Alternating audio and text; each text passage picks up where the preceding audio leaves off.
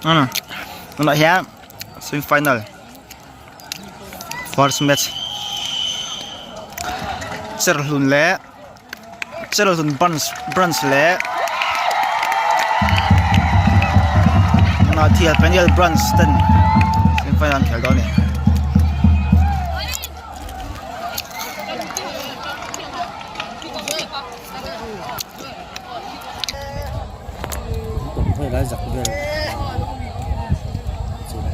tuna hian lo out walang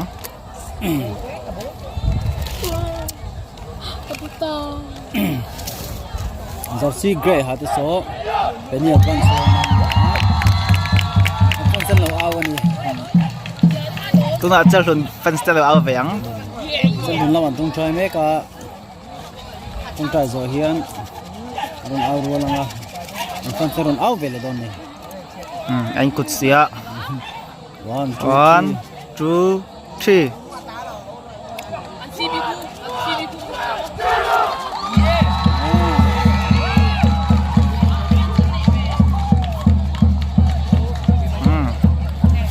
Nó hiến kickoff Peniel là vin này đó đi Pren có hal về cái nhang kickoff hiến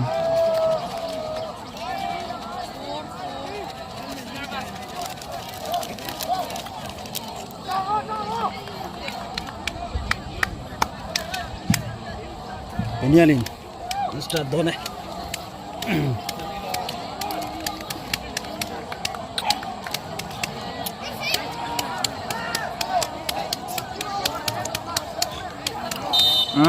Whistle kita Midfield lah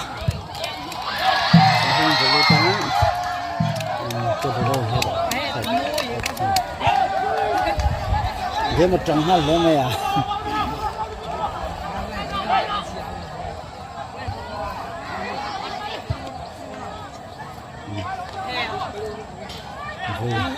việc cắt về bên trong hal der mấy minute cắt bao nhiêu mấy không phải một mấy đó này cho tấm Cherhlun lampang Arona number 10 so Arona niya Arona Hyderabad FCISL ko ano so go again number 10 so Cherhlun number 10 ni Arona Hyderabad kelam ya so one kau sejarang so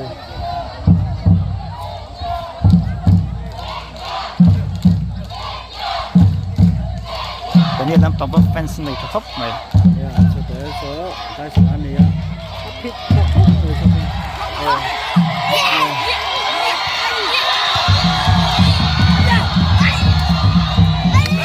Cherhlun captain number 1 TK TK as well as sitting I look up as we need the kind of handle don't do not take a good cover handle down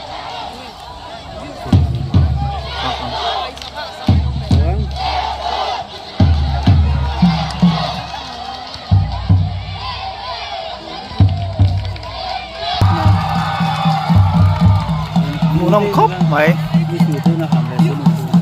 mày miss nụ tên hàm lệ tất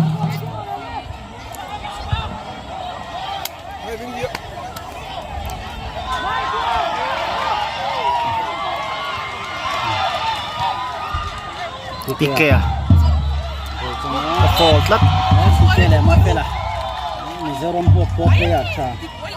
midfield of cha ve na chone midfielder bet dil ro pui Azol FC Kelvin there throw in side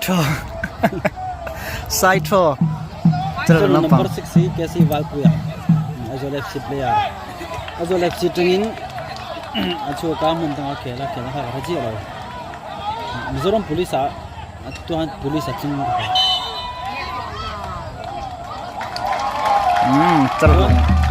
Cherhlun number 11 chung cha po notice united ta khelo notice united ta khel me kan kamo pedi professional player anu mual chung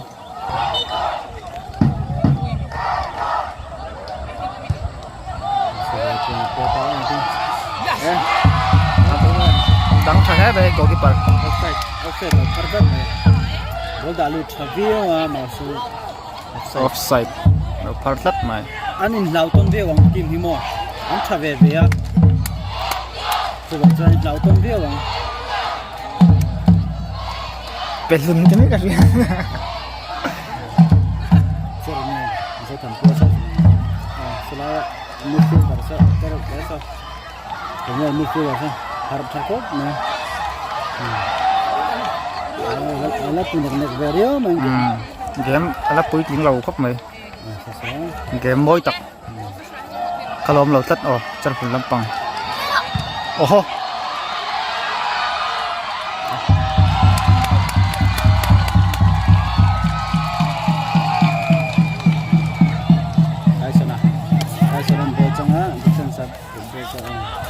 sampai sosok cabut mungkin dah. Sampai sosok cabut, nah, buat mula. Ini Peniel sekali tadi. Ini lah itu orang laut sudah pedo ni. Masa gol lah ada oleh kak. Maaflah le number 3. Peniel hiện game số là Hmuhnawm ăn game nhất số còn gì đó. Peniel number 10 ni ada tampil. Kita tu mai ball tra na thabuk se. Arona. Ball change spot mai. Va receive per về. Đây xem nào. Đây ngâm xịa đường lên. Tampil. Ini ada tanda, ini ada ball receive tang. Dia angin kan apa ni umur kai tu dia balik tu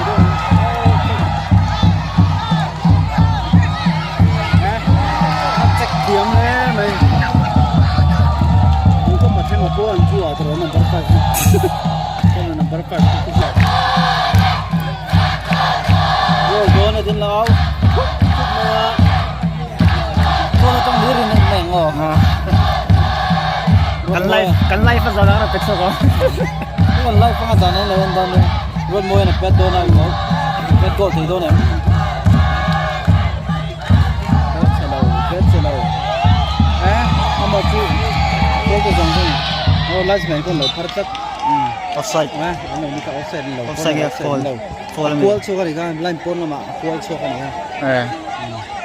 cái gì đó thì ball không á còn phi lẽ mày à arona pe ya nó lại mafela bắt thập về cái chúng ta đã goal tí phụ lấy tùy lâu thì nhiên lắm thế cái những giấy tờ lâu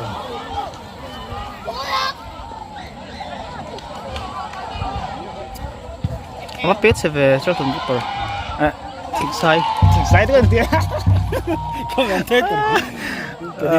Peniel Cherhlun tiếc anh Peniel thịt sai thì all sounds of nè Cherhlun right back in ball tí sual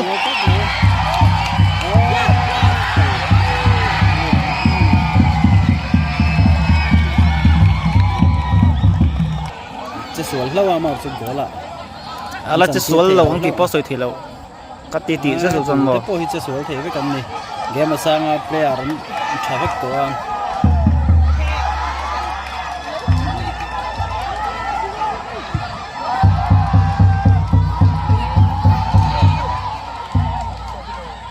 Kia phút rụt về là nè kia sợ liền chả có mua chú uập này cậu này mày luôn là để mà phải là bố kiếm về vấn này á có tỏ xuống tiền nên bố đã được đó mà phải là hay ta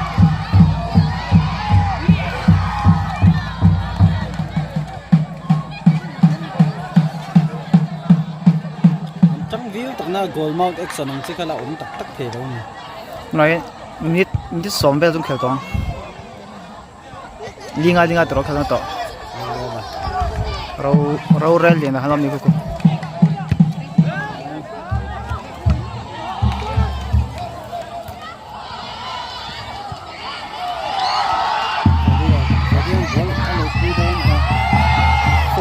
phôi lầu hóm đi phi po tan char up này nó phải sao cốc cắn tầm ma đô cắn tăng nữa cắn tăng mà cắn cầu rất cắn anh tầm ma nha cầm pu con trái mà rồi tên điều mà cầm pu là hắn fitbox gì tụi này hiến free kick Cherhlun lắm bagin biết tôi đi ready tăng vang cái pu anh cho chúng là tăng tên này goal kick là số này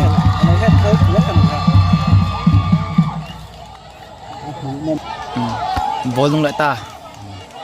cầm kia so ahar chakho mai Peniel midfield number 10 so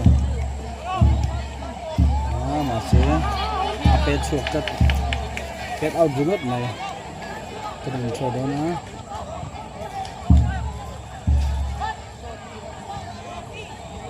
out mình lâu đâu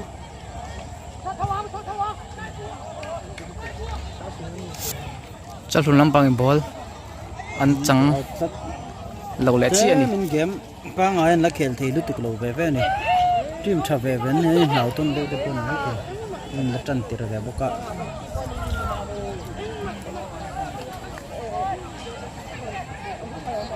Peniel lắm bằng side throw in anh này á keeper time play cho đó nè keeper time defense so number 2 so trả được cúp này không có cầu vi nằm cái mình thế nào vàng vàng thật tất cả này cái ta nên kêu bốc ăn nó kêu cúp cái chỗ đầu sau tôi nó bó khởi anh thì lâu anh center back và hạt so lại mình so à chắc khóc về number 12 xong rồi Peniel một chút rồi thầy mà cái này mình bố cho PK bố chẳng á PK bố rồi in cho ra cái sang mấy anh thì sao mà cái phần tanถ้าก็จะ cross เราหันแล้วเราจะรอกซะละ sao thấy chưa tại sao này Peniel luôn giờ cái cán chắc khúc mày bố con bố kiếm thấu xí mà phải là tan mà phải là cái này mà phải là bố kiếm màจะม่วงรู้อย่างนั้นนะโบเทียนเนี่ยมันโอ้โหจะโบจะอัพมันชูจับ ก็จะมาเป็นคอนฟี่สวนเดี๋ยวนี้จะรู้ได้ยังโบชูมาเสียเอามาให้เห็นโบนี่ตัวเดียวเห็นโบนี่มันเดี๋ยวหลังจูเนี่ยสองตัวโบสองตัวจะโบกันนักชัดเลยก็จะเป็น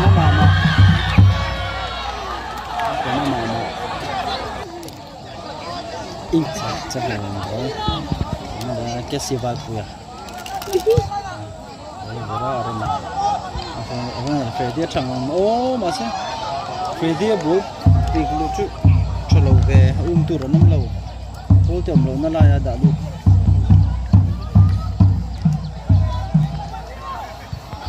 khoang pu của chắc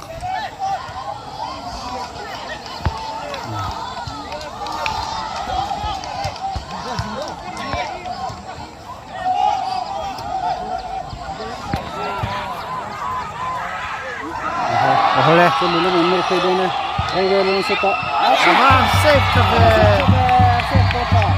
cukup, này khác chứ. Supporter, safe supporter. Con là Hmuhnawm mà sẽ. Good save pun itu. Cherhlun fans spot out nó sắc khóc vậy hả?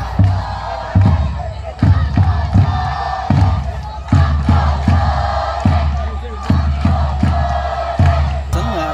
rồi, vậy chứ. Yang punya, untuk saya. Sebelum kau nak pergi mana? Freddy yang kau nak. Notice United player ni saya, saya apa macam, yeah. Follow ni yang. Dari neck dau ni. Pet cedol.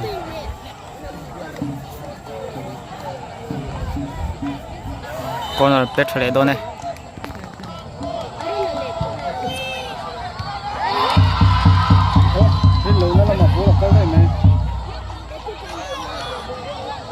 Dia le ma fe la ที่เกมบอลจังที่เกมคอร์บอล Avan dak thave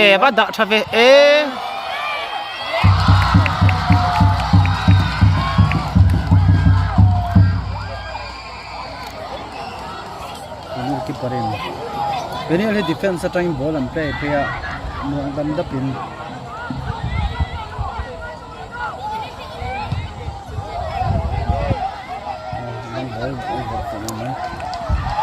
Arona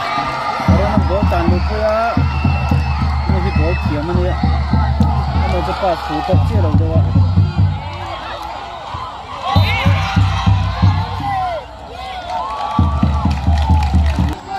Dah, Casey ya. Casey faceback. Casey ball yang pet dona. Itu tu bola kan try miss ya. Nè, lapak xuống lầu. Cross. Keeper tan har saum lầu kha chu. So tha ti ke chu.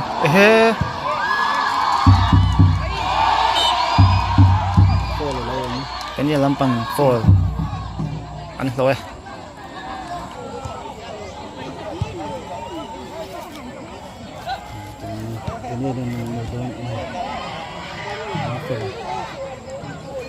mà phải là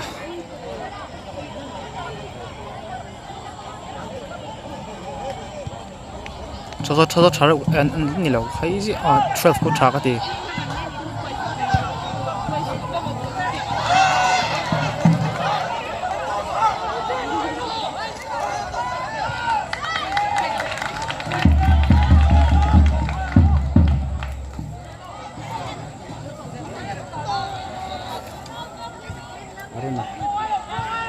Arona ini kuat putra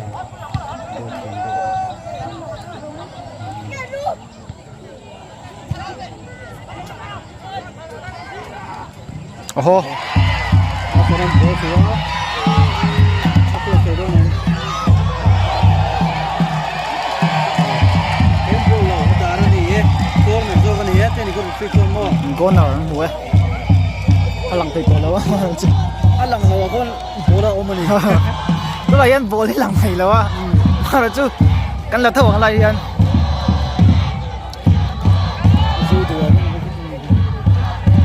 Tiyan Peniel yan corner với khát lắm muốn à chia đi với nhịp hết tổ cái tàu bao tao lo ở với hình chứ với hiệp bấm sóng miệng ô anh bấm thế em thế yan Peniel corner kick mà rồi chứ no man à rồi chết no man à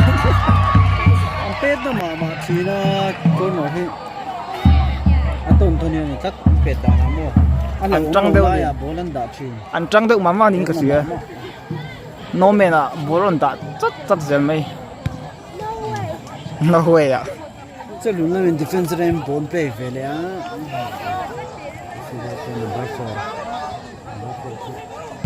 mình cần set lâu tụi kia Arona Arona đi cái sai thế rồi bố chân hiện bố quá bố là turin đã cái gì phải kia top phải lẹ cái lỗ lên là ta heo cái chuyện nó sẽ về tí kia ball chẳng à Arona oh itu penalti chiang utuk sai sel lắm lâu sai sel vắt tụ phải tụ vang về đó chiang mấy cái chú mò professional khóc mấy cái chú bố kiếm đâu chú bố chú đàn tay phim của thằng này à chú bố chỉ hình rồi rồi Casey Valpian itu nak kawan penalty kick pet goal lang em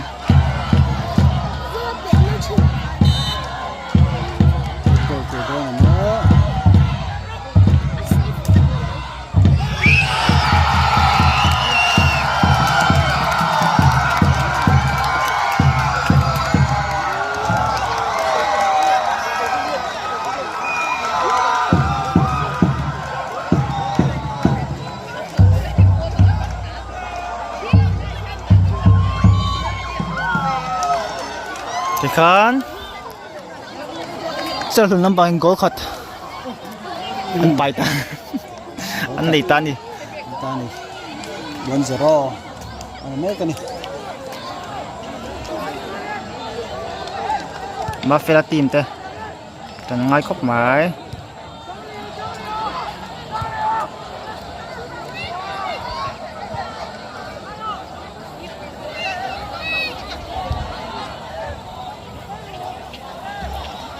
Midfield anh ta dùng thấp rồi đó Midfield chứ anh đơn giản thôi anh chỉ có là anh chỉnh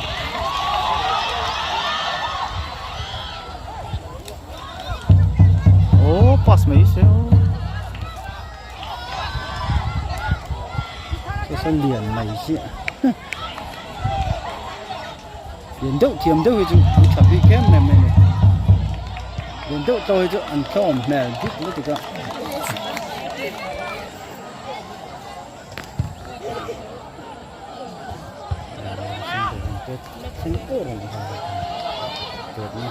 Peniel be sen phalo khop mai tung chu na te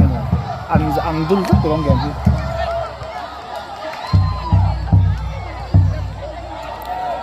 Midfield ạ chất lượng ăn trà rất là tăng chứ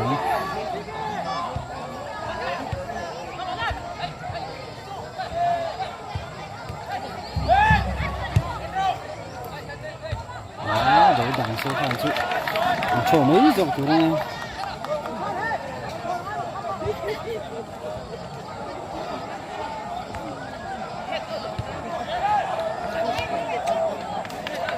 Peniel lam pang hi game nói trần diếu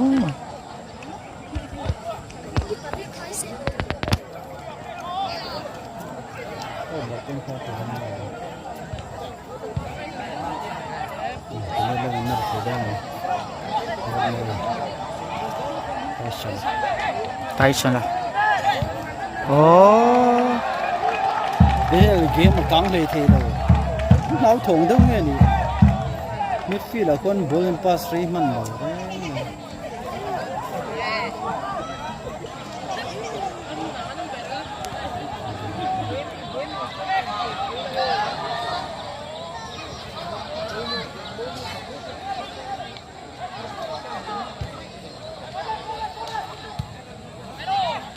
Tiga Kesia Tumai hukum Number 4 Number 5 Number 4 Number 11 Dia Arona Number 10 Afi em sốt rồi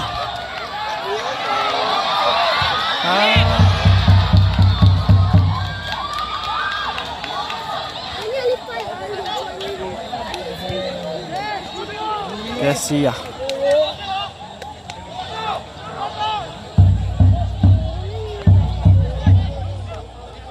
Cherhlun game mỗi khúc mày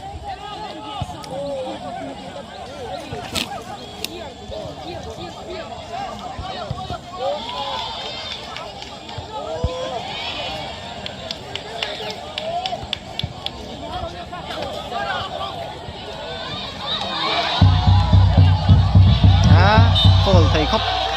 khóc mày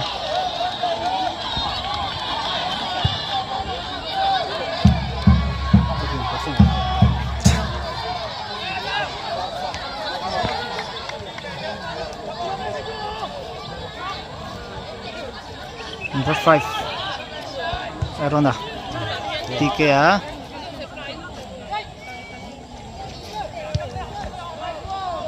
Number 4 chuộc đeo mà fit na chứ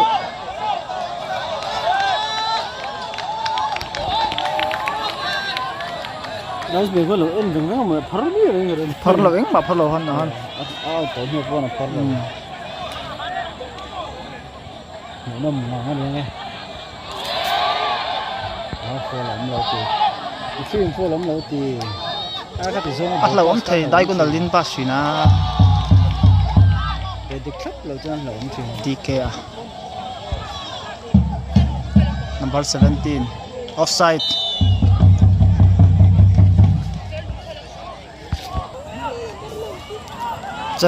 Peniel ang pangi ball ng pass late hit latlo.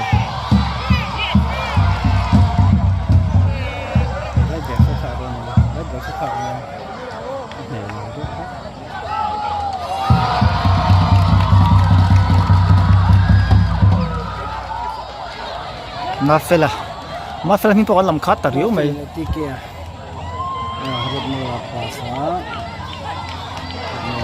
Mafela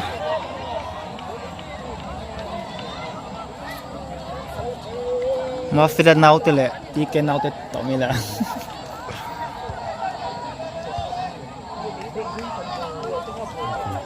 zo than puya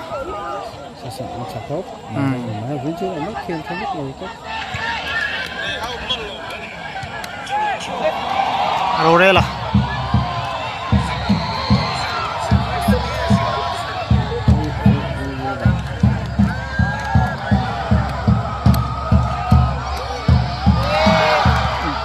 Aba safe kape dua minit ka Arona hi goal hi asot tua apoi hi sot thatai khop mai keeper pon lo dang thatai tike a ball nun line sapan lo siama right back an la chuka right back thon dani right back la chuka left back da lu ni kesia Mafela Cherhlun ang pangin lo clear Roreli na offside ani Suante so lutar bozo na bol lo la tat ra tan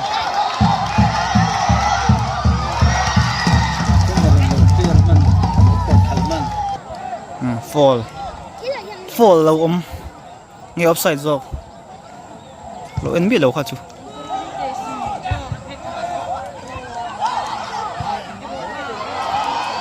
tike a ball achang nget kop Peniel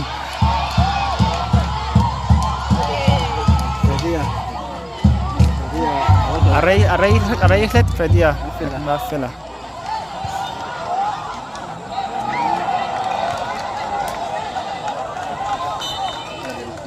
Last man po parang na vak asal udah sini kasih ya.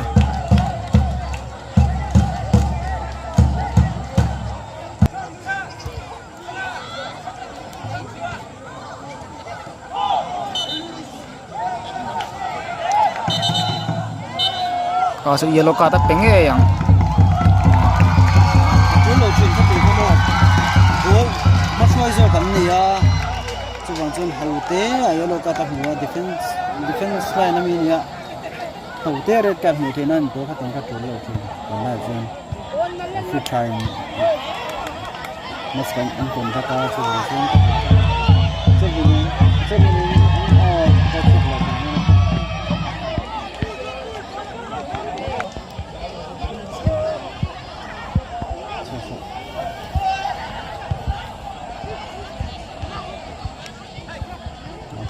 ma felte à anh làm mình đó anh làm mình chứ đừng nói đồng sự về đây hai chứ đừng nghĩ ở tám tôi thiệt chân thiệt cho rồi anh game mình làm gì này sao Yan water break này đón đi ní sợ lâu để lúc này water break thì hành này cái nào water break đi bơi một cốc mày có chuyện asil làm bằng cái Peniel nia so làm bằng so Cherhlun tên đi anh tu po hay lang à thu ăn thuần sắc khóc mày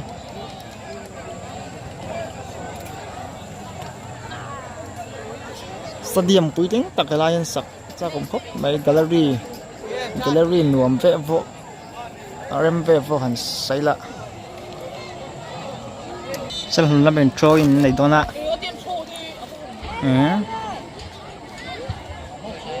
Peniel lắm bằng kèm hi anh nói chầu khóc mày skin half anh xiêm rem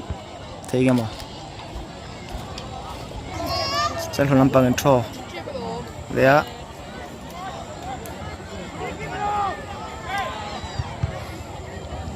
tí kia anh tại giải mấy xia lại con anh nó khóc mày ticket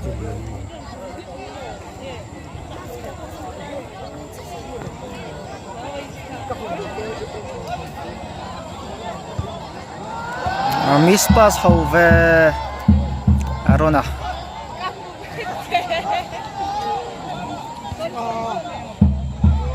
Barchi oh khóc rồi sao anh núng cho khóc mày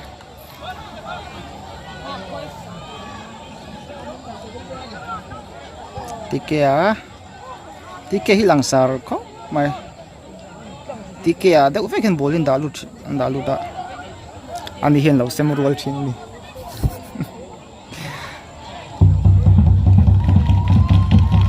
corner anh muốn đi corner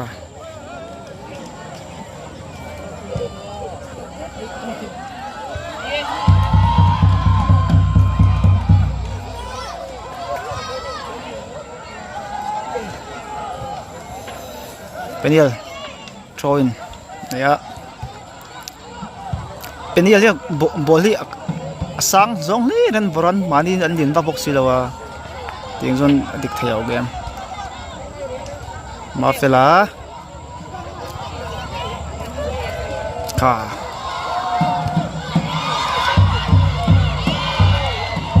Kesia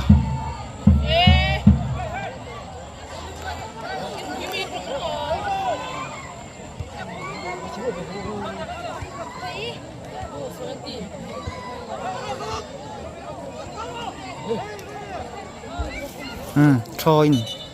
kaya pang ge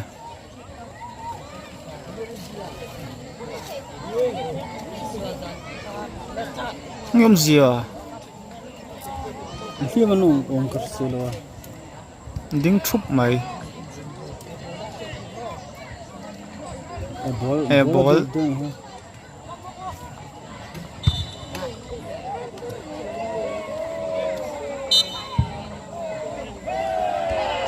oh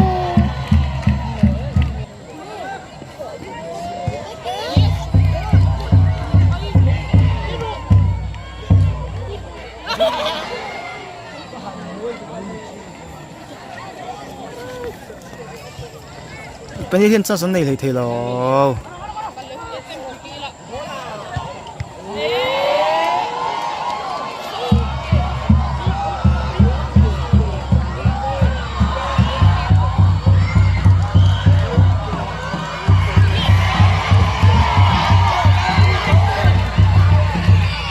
tai sana dero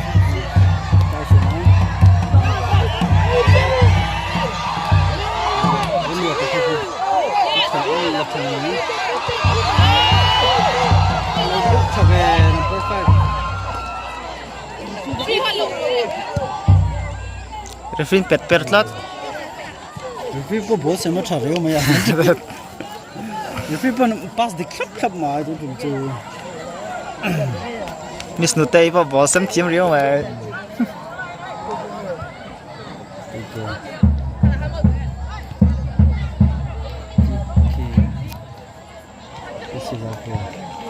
so ring ka dola Cherhlun nam pang game anh khóc mày về đi à rồi cụ ASL player hắn tiếp tục hết rồi tôi ngay đạp phía rồi bây giờ đạp phía nữa rồi tôi ngay đạp phía nữa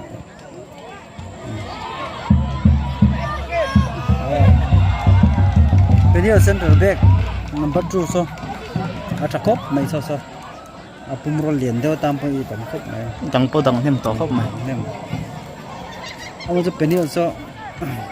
dan chen dang thei an ma ni defense atanga ball chuak so ni danga phalo a thalu tuk lo chu chu game a kon tour boy ni tan fela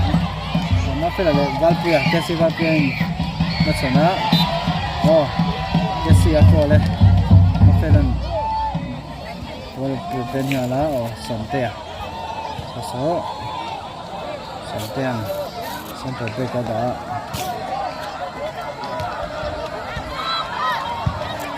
Peniel hiện anh chỉ nói tới cái mình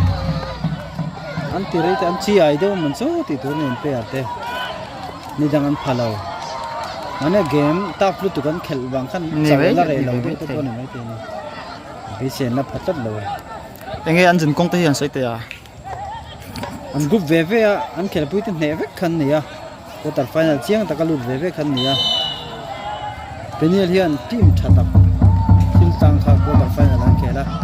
game in ne to tak extra time khel ngai na no ma 3-2 in thil tan ne a thil tang team thatak an ni a champion the tu rangai ne Peniel hi an Cherhlun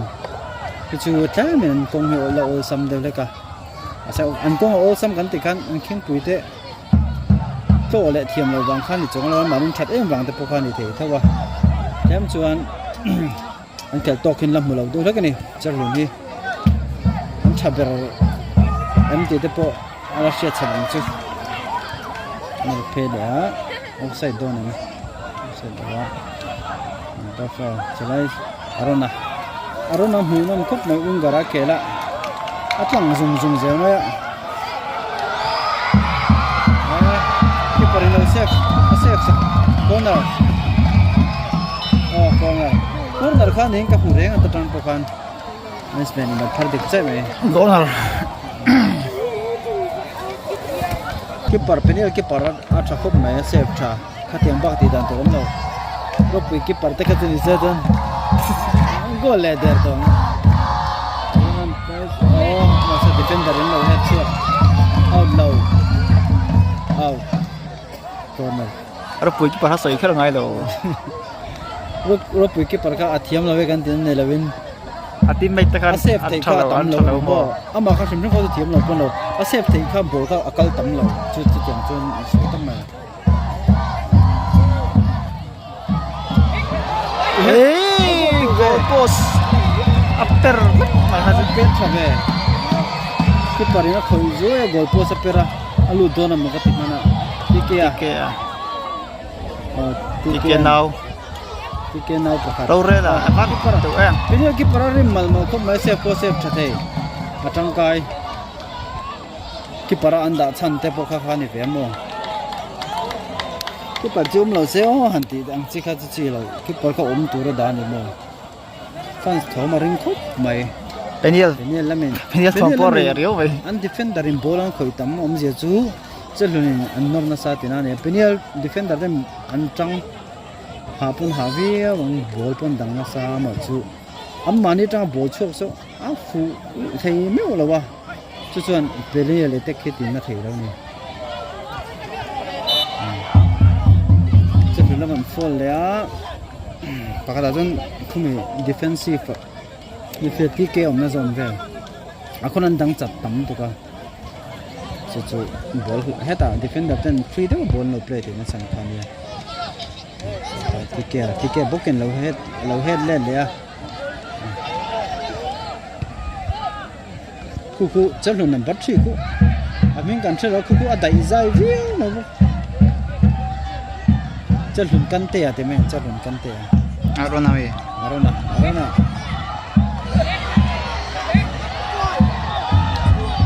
chu Folak sak le tau Arona bola keng thei sia cherang boxi bol thiam boxi an fall le nge chin penalty ho chuk tu kan Ruvelan pet dona dingka khar mai gola da don pet chimi lo ama chu da kan first half asau chi Cherhlun keeper ku anjum nokte an open mel real ya ku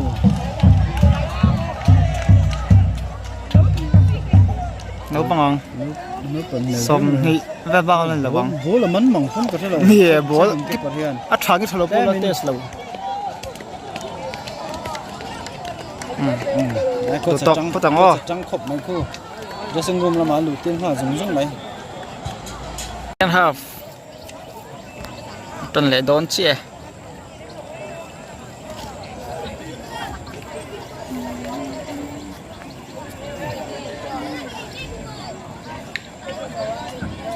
one two three Cherhlun Peniel về thùng ngạ lựu áo vàng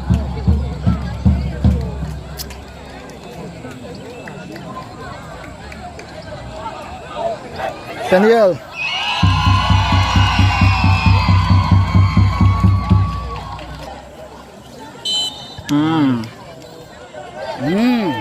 Sẽ được rồi. Tôi kêu phải hai tóc mấy. Hai cái tan tóc nó sao mấy. lòng thầy tôi là Lòng thì lâu lắm bạn phu anh ăn bol thế cái này. Phải đi apa sao phải đi ăn tuổi trẻ.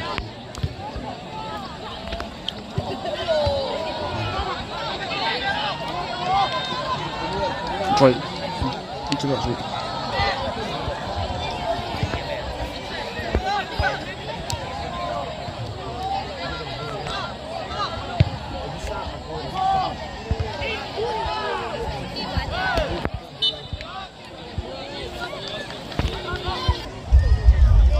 Bố biết là thì đâu toàn dùng chance toàn về thì tiket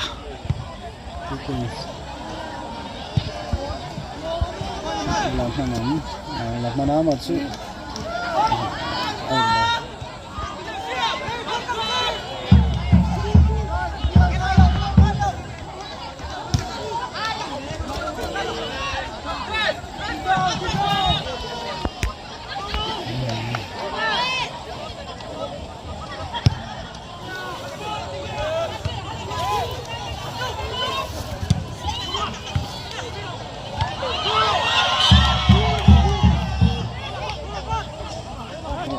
chặt lắm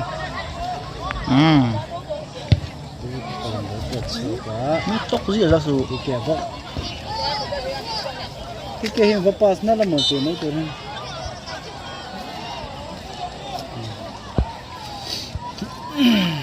tiket terang này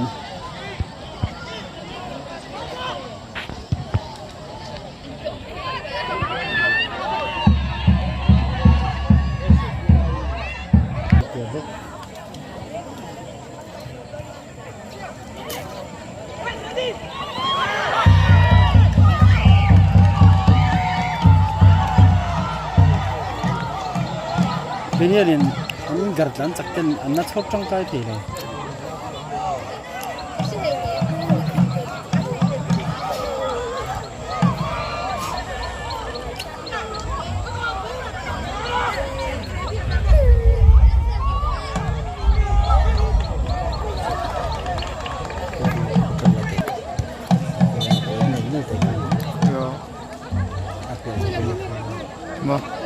Peniel nu hậu có ăn trắng khóc mày không? ăn thiệt phở rồi mày Trắng phở rồi này wow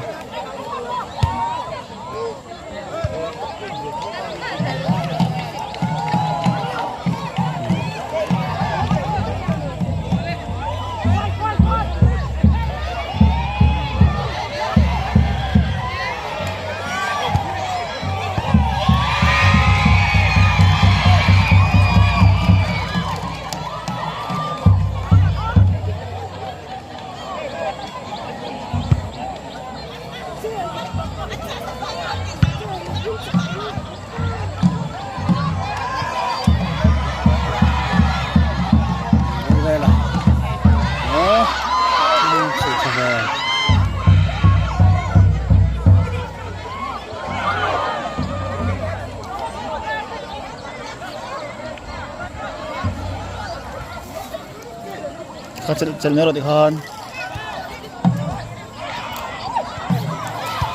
con nghe rồi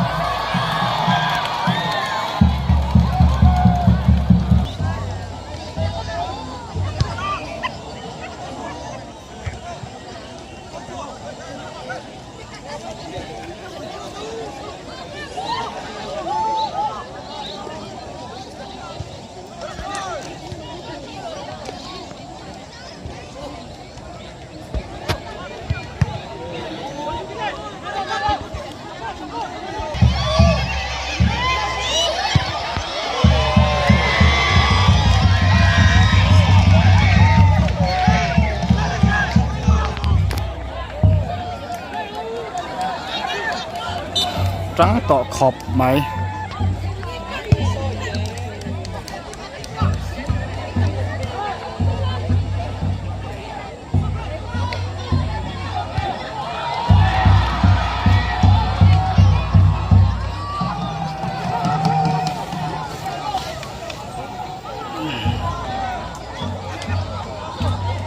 Peniel hian an game an sak ngai ka defense line ball an vor tam tu ka tiken ball ka lo la thei se lo chu chat zung zung se chu le ya ball an play ngai chu ti lo chu an chak lawang san sa vai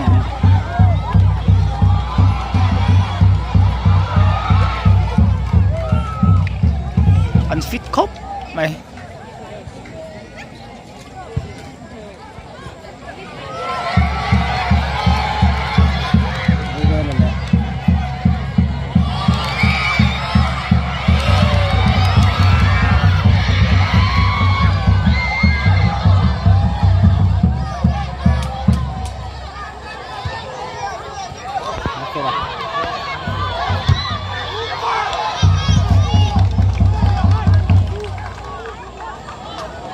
defender Midfield upon a how a hand defender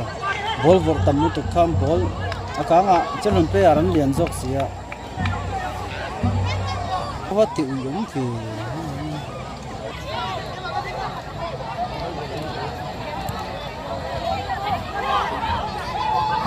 lo thế mi lo tu na ha chuan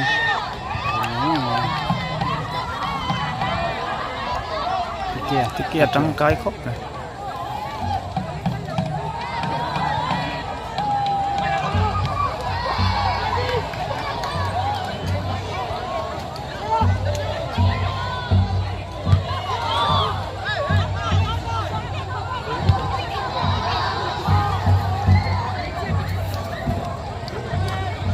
nang sar silo an Cherhlun number 3 tu an no Cherhlun number 3 tu mo ata atha kina kan lai fi jan la main lo enanga Cherhlun number 3 ku mi lo aruna ani bol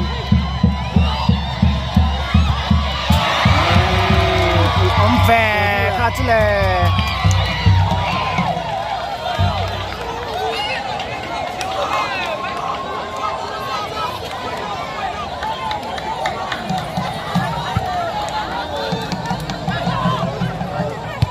không nào là ông thầy khóc mày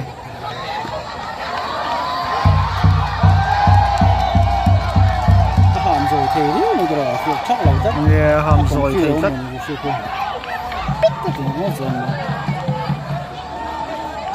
với xử lý thuần ring em mấy xem mà cái này mình làm sao vậy rồi người ta cái này mình làm sao vậy rồi người có ngọn mà cái gì rồi bạch mà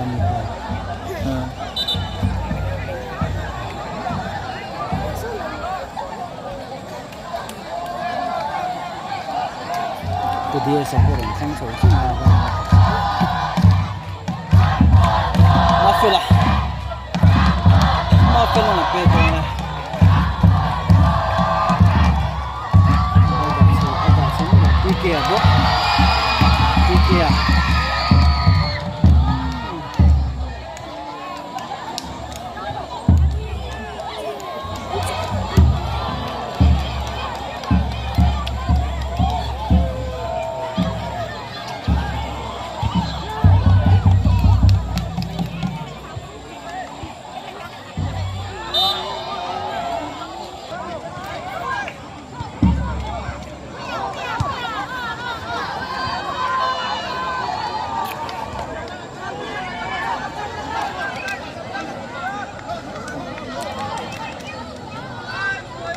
đây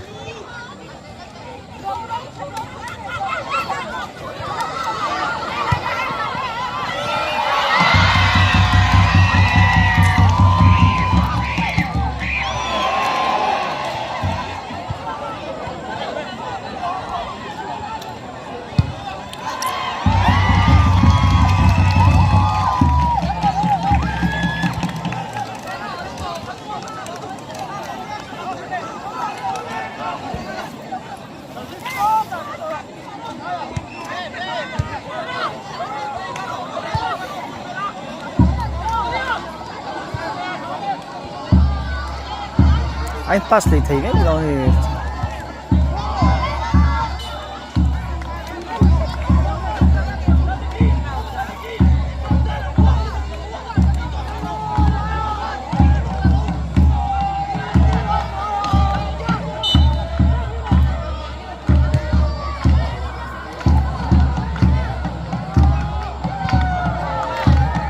TK à thôi thôi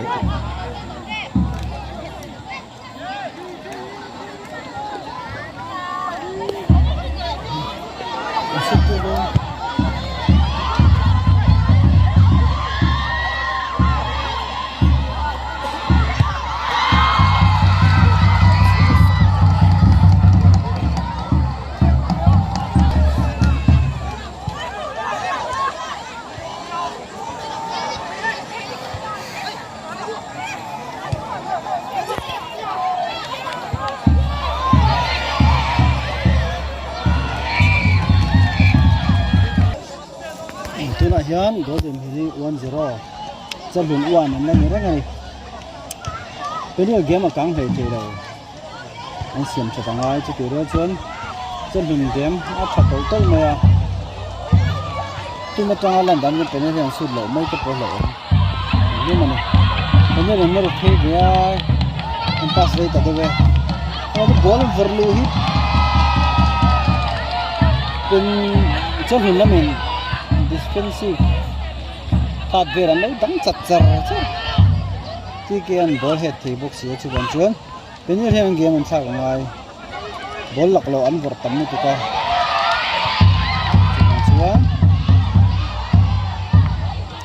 anh nổi đàn anh sạc lỗ chuan sạc lỗ băng không sẵn ngã gì à đây rồi anh ball rồi nhưng mà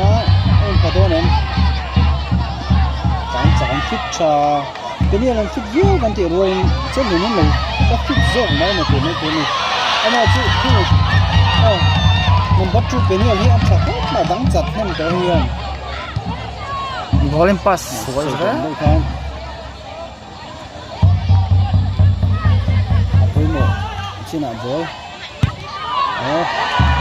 đó chứ anh xem luôn mặn sẽ là giao cái xin rồi những là phụ lệ thì là cái điều này những sự tự do dân sẽ vẫn chơi mà chỉ bằng cho tôi này tất cả anh này cái này thì anh cũng gần chắc thế anh sắp trong cái này thì là anh này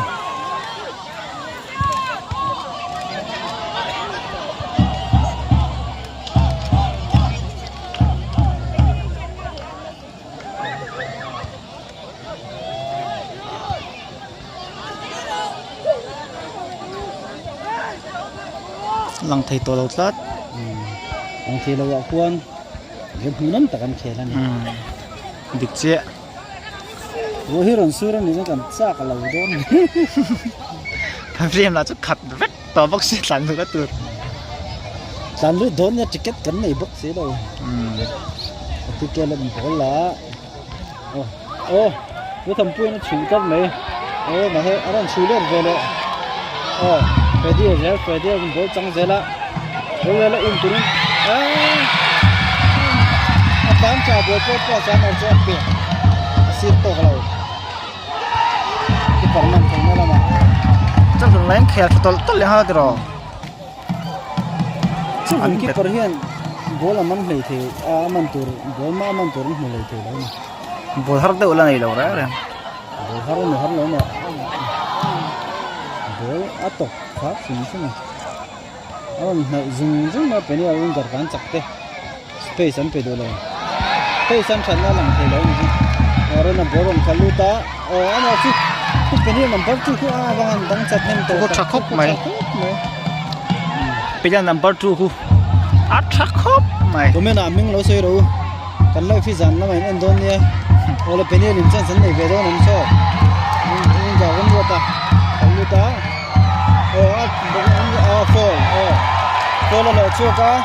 chẳng chắn lúc tụi mình penalty lâu chết penalty lâu free kick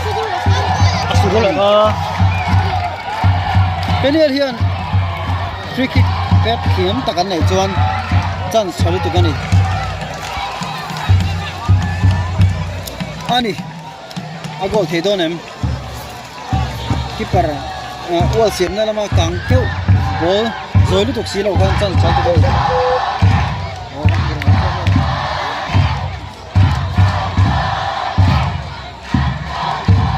pui chân xuống sẽ goal don này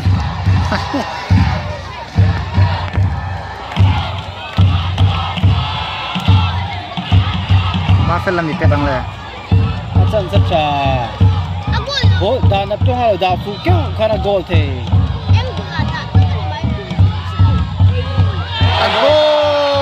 ma phải là cái đuôi liền thôi anh không chấp mày ma phải là bên môi và keeper bùng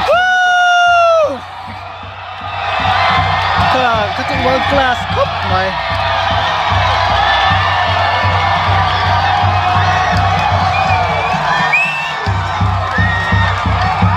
Peniel nu ho anh là cắn hơi ở Peniel nu mà nó làm sao có mày thôi làm nó sao mày hay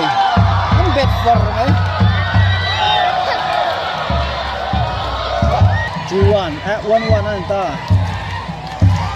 chân hùn có trận anh ngay Peniel nó phun thar don phong sang ao ring tận nó sao mày cái prediction khác địch thấy mấy thế này 2-1 cái tiếng mà thì cô là địch thấy thôi rồi Four nuôi từ chuan 4-2 đó mấy thì cái 2-1 cái kan tiếng om na lam tanga player chet vel dan ni lang chiang kan om na lam tang hian tun dim ha Peniel number 2 ku min kan selawa central back ku a thakop mai khu a dang chat nem ama age dang chat lo ta set mai ang go thun the na chan su voi di chiang balin Cherhlun na nei ta ne sakam na keran ka pen lu don chiang ne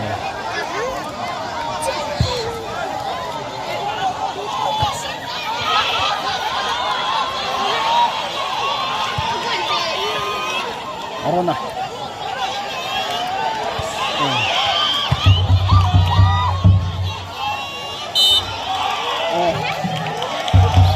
là ốm không bằng hay cô hết Cherhlun na min free kick bet lu na rem chang nei ve le thak mai tí kia bên chọc về lại ha bet zo na ngai kan ni tikia tikia pe dona gol fe dona na mu na thak ve go ngai si a pe chelo ama chu au ja ta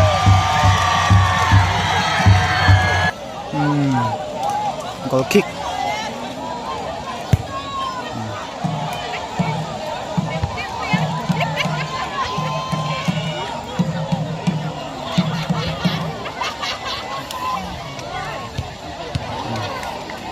Peniel he che min alan dan an pumro tang en chuan an no pan mel te zok ni ka pun na sa pumro mai ne ka ka a khian lawa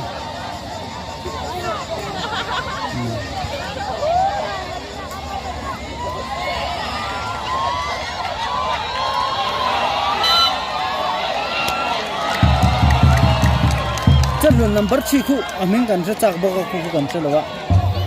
khu a chang kai khup me mình lang sar dang khu chu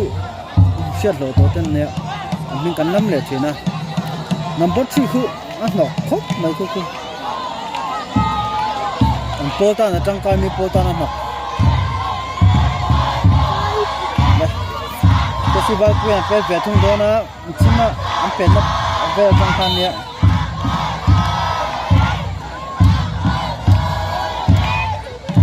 a pe challenge lo wala pe ke anh hủ tên số trăng cai thì là là sao rồi số trăng cai thì là quá phía cái pet thì harasa hil all de walang chak de walang ma sa harasa de wani pet goal de nal chu har lu to kani chu bang chuan am zo a point dead boss specialist kan tiang chi chu tam lo ni kaya áp mũ lâm sầu đó đấy ghé mặt trắng sầu nia đuôi chân Hmuhnawm sầu chân này ai ruasu thế là tikate anh thì biết là liền đi ruasu trap này cái liền biết em nên thì biết là đi đâm cột này bây giờ kia cái nên thế nó to na cái là bé để đó na vô lần chẳng tiếp thêm em mà phải là ủa số này cái này ta cái chuyện nè mà phải là dalu chơi đâu ê ủa tự về mà chụp chân luôn là mình bỏ rồi là chuột đấy á chụp bỏ rồi bé á kia nó phải là chắc đấy này bên nó chỉ nó phải vấn đề này second leg ngoài đầu mới rồi vậy mình Peniel này mình phù thar anh game bốc cáng sầu khóc mấy Peniel nó phải là bữa tàu kia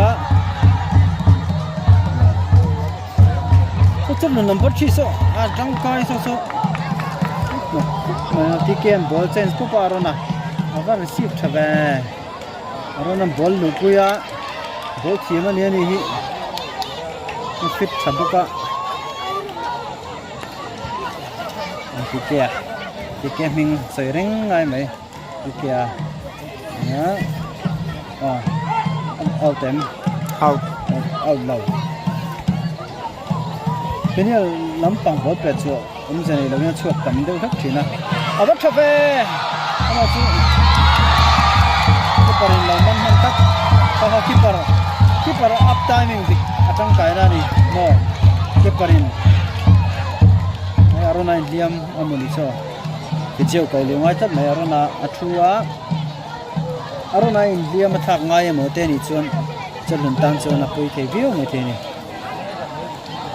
chati ro chuan kim than ni a squad te po cha tok tura ngai la player thadang po chuk se player thadang kha du tur khan lom ve zer ni kelen tun tam khop mai tiếng ta hiện khen về chắc không tiếng anh tụt tama ta hiện không khen về phá bốc gì đâu à cái cái là bạn yang chân ya orang nak orang bút về này mấy liam nó đâu nữa chân luôn defender anh liền trả được lek boka defensive midfielder tiki ana ven pui bo ka an he te char maya chu ti ro don Peniel hiam bolan vortama he hian siam than lo chuan an hun thaim bo pelang ti te pol lo mani bol bor lu so tam de ka Peniel lampa che patuna han mo to ko na ram lo so ka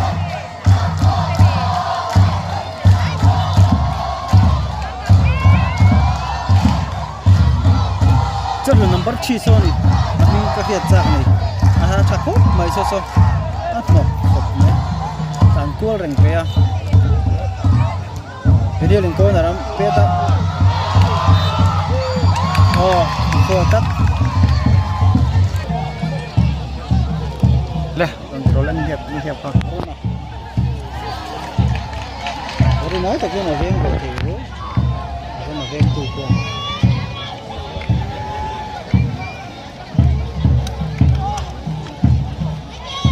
orang surto ah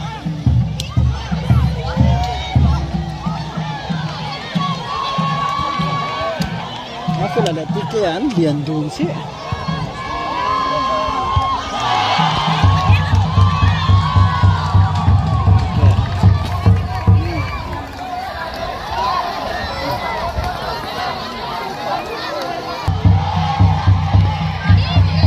ini panggil untuk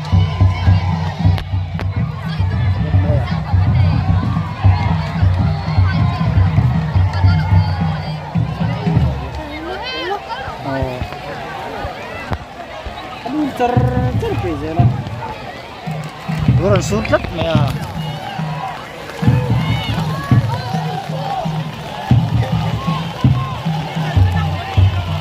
Mungkin nan mới rồi, canh điêu độ. Hey. Orang surut buat cak ria, mai.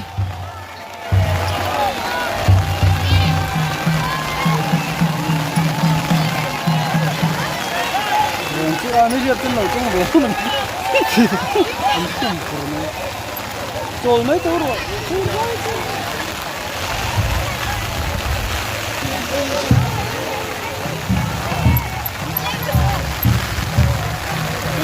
여기야 갱상라고 봐. 갱상수 갱히로 Channel.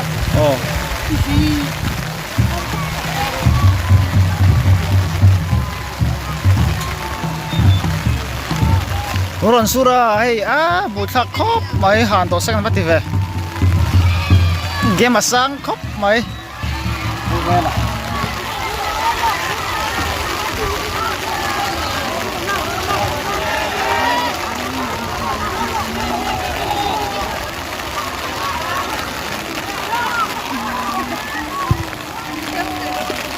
Hulak lo thấy được à? Ini tuh darah tuh lo sih ini tuh.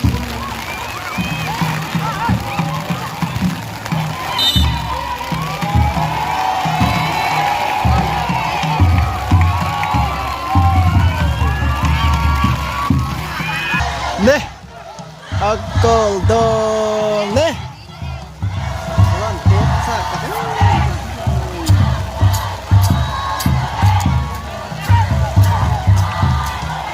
Tikea free kick goal thầy Đông Nam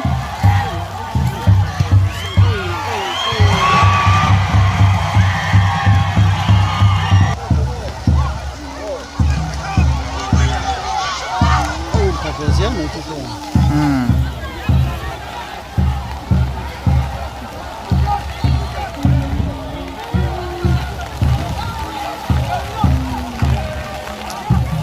Ấn Độ không bằng hi chuyện đó mình thẻ phải cái lòm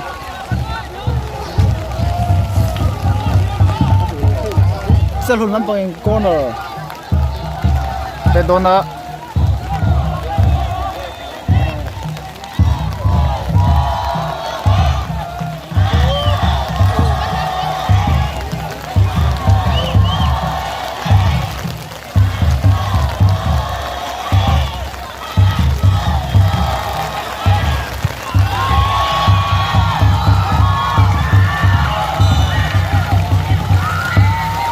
offside mantlat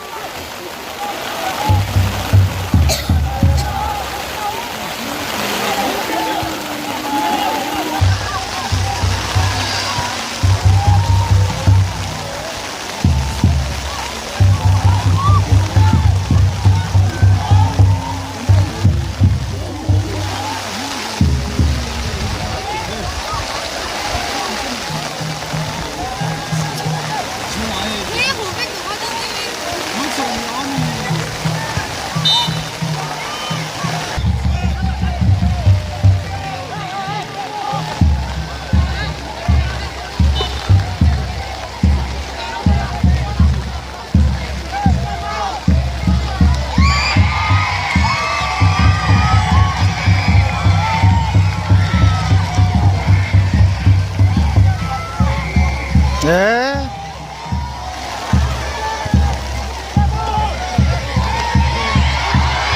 bạn trẻ em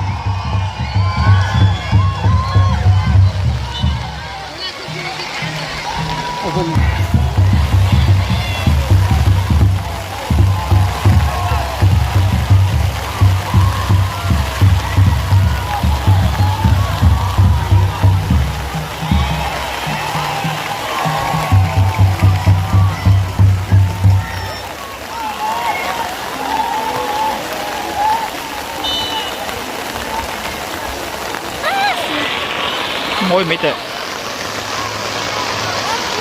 rồi xưa là buổi thác dầu vắt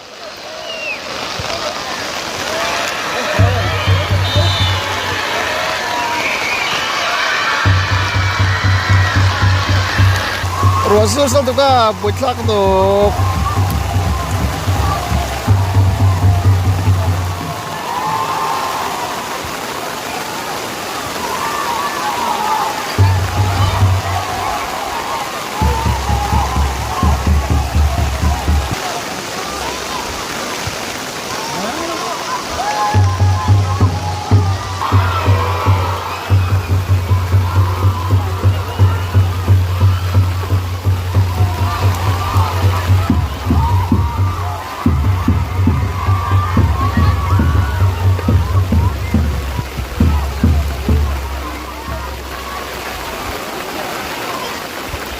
Tuna hian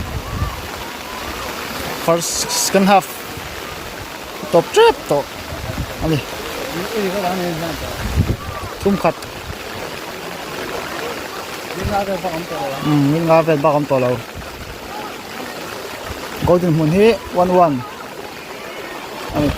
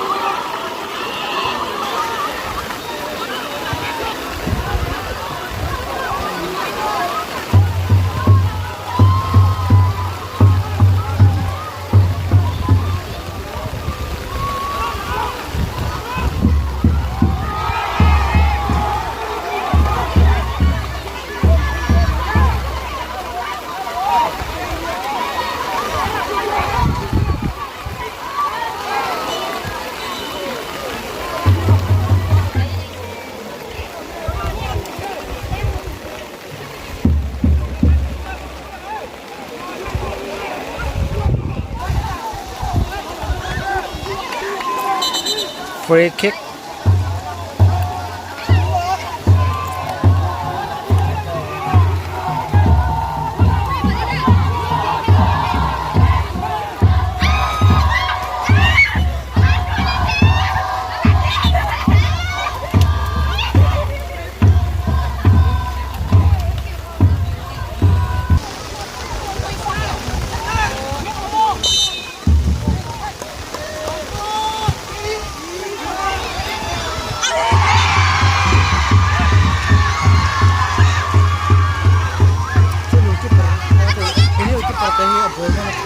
จะครบไป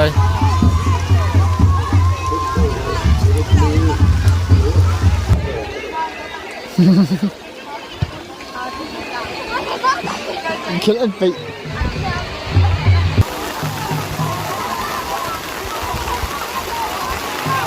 nah yan Cherhlun lampak ini teka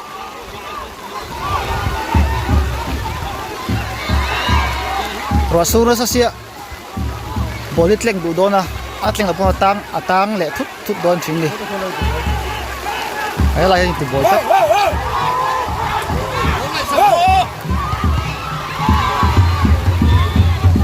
player lang ti boy nama ma to free and match stop lawa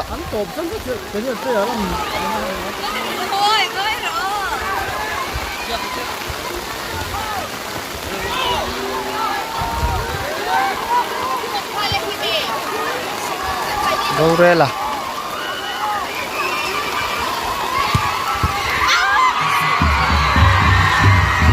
Peniel ki bari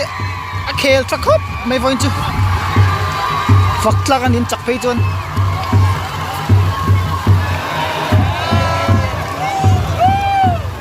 oh extra time in khel mel ria mai na hian a dive to a dive to go difference 1-1 ania second half minute nga vel ba kom to lawang top at do top rang extra time khel don ni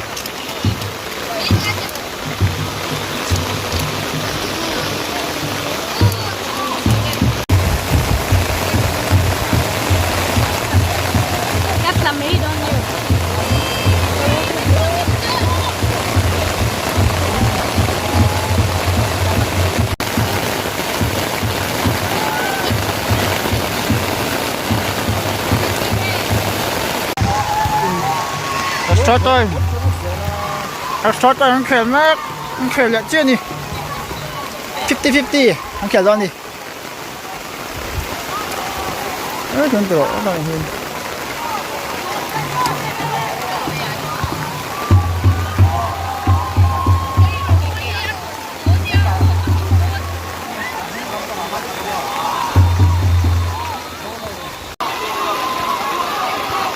oh straight out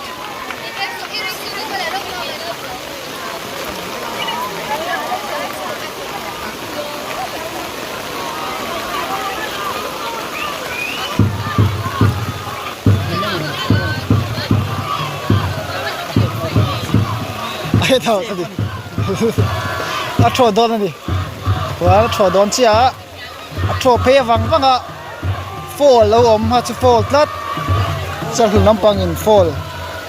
an fall a rorel yana rorela ani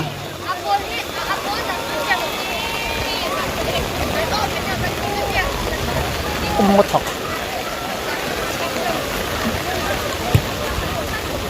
chậu nó phúc bằng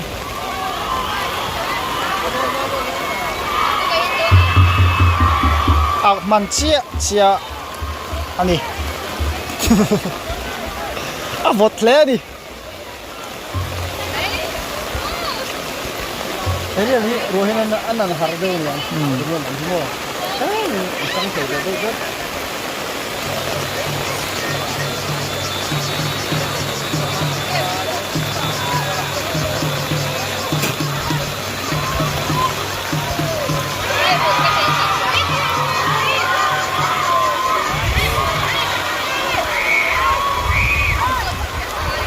IKEA Rorela cho tỏ lâu thôi chứ cross nghe ngay đấy out thầy xóm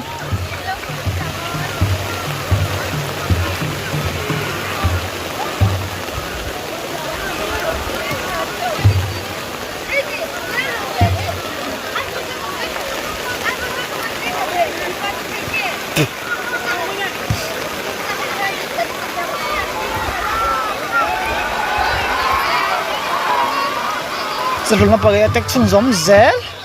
IKEA Kesia up Rorela apa mo em ha chu otlang thakop mai ep ka chu handball đâu chu ang khop mai om dan ka tang ka chun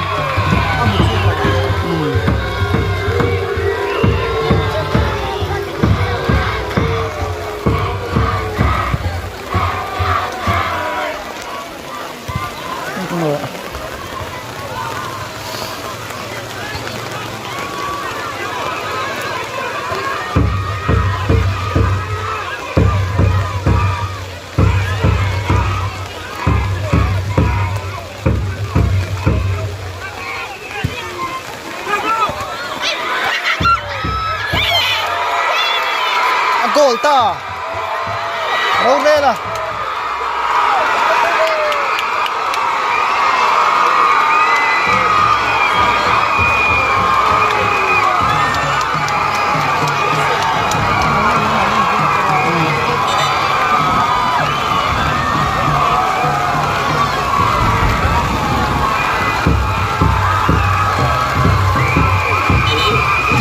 TK cross thaka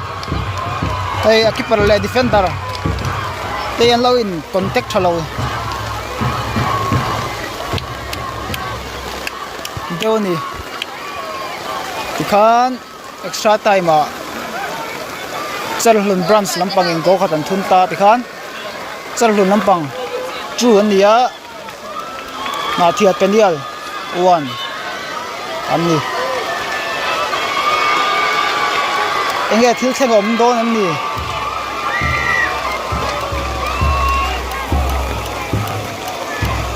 linesman lama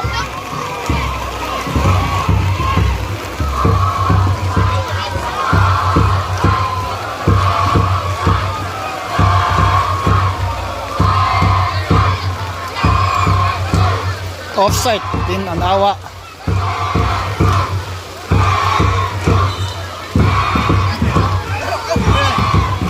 red card ti so kon ka siya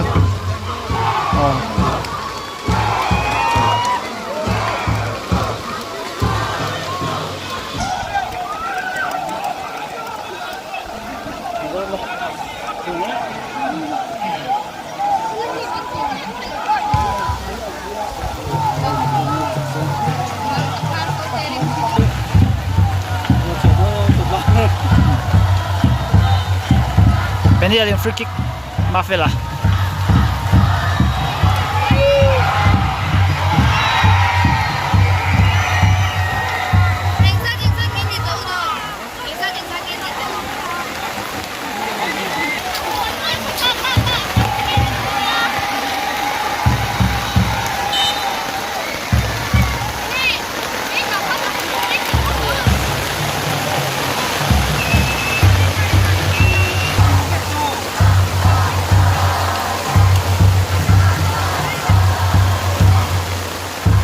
Peniel fans number in a goal do nen tia a goal ang em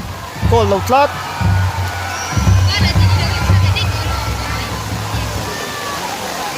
Mafila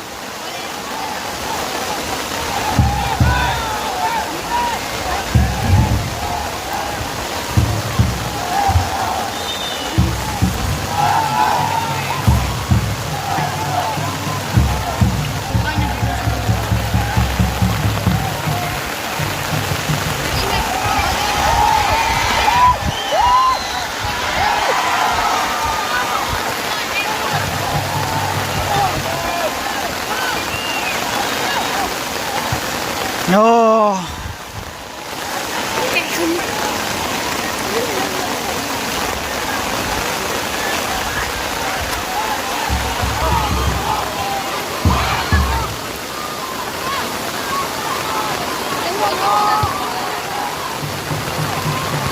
Bor rất thì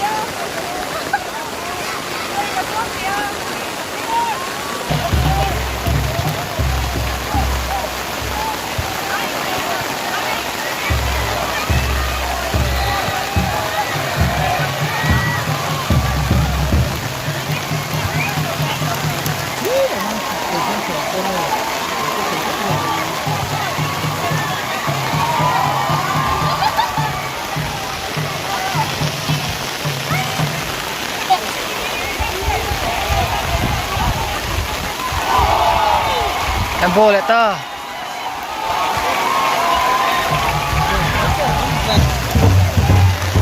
xin là không Mafila kan free kick bên goal to mà son bên goal lại thấy em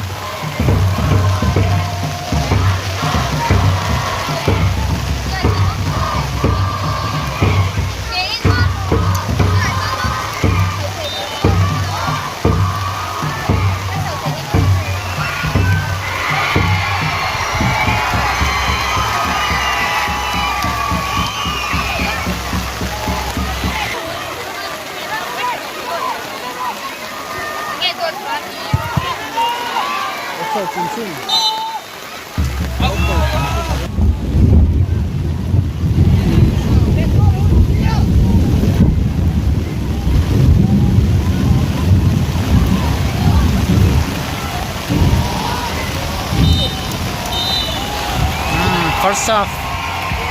rồi second half extra time second half Cherhlun pangin ball dinunga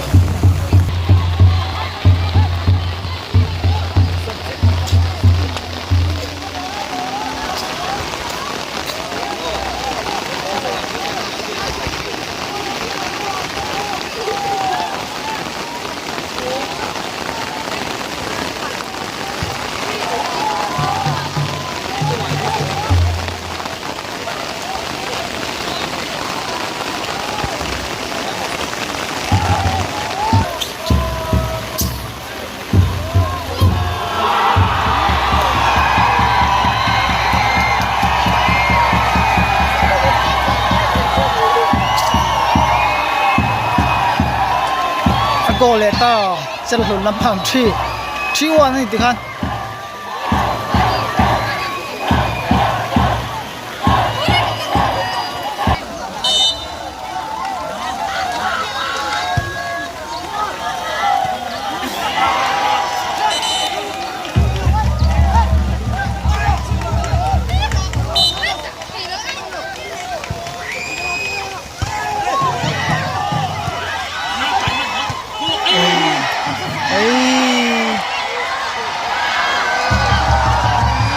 van tôi về Cherhlun Lampang thì sao Peniel Lampang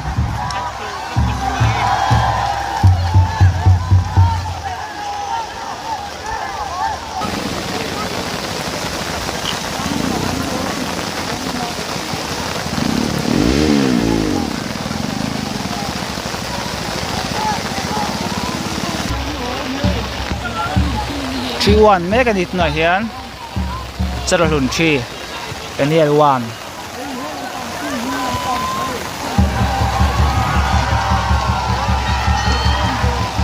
anh go lệ sắc nít nào kan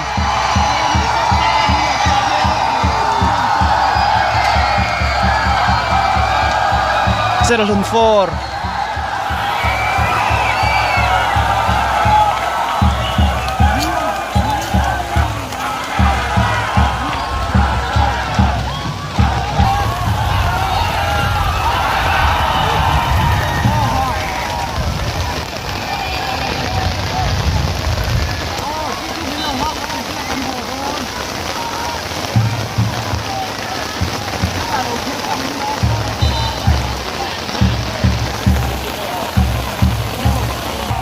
top trap tong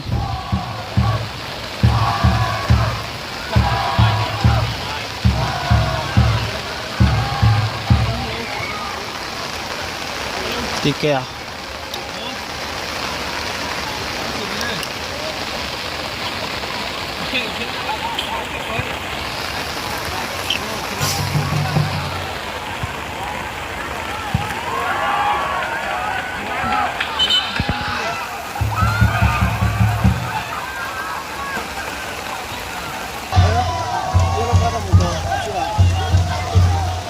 Timo apoy kopang final number 5 kan soi kan china wait ka ta adik che ka chu soi ang ta kan final ke thi do lo ni ka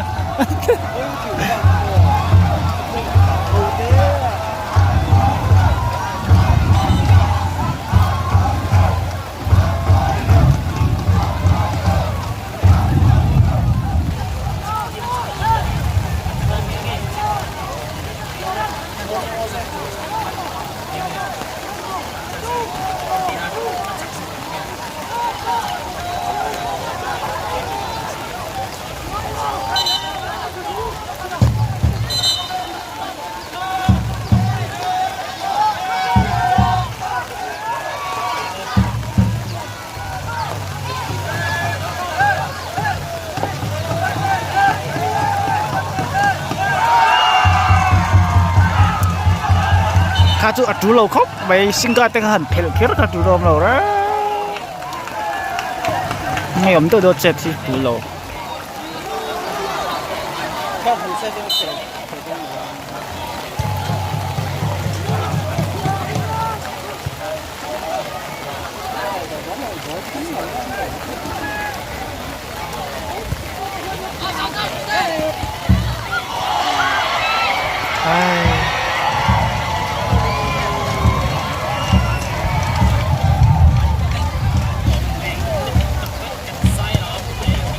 top đó rất lớn chặt ta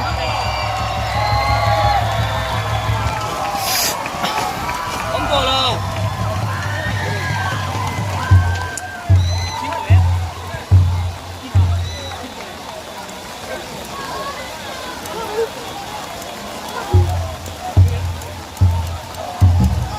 Cherhlun final ang lun masaber tani nè anh trà anh khui anh game anh trà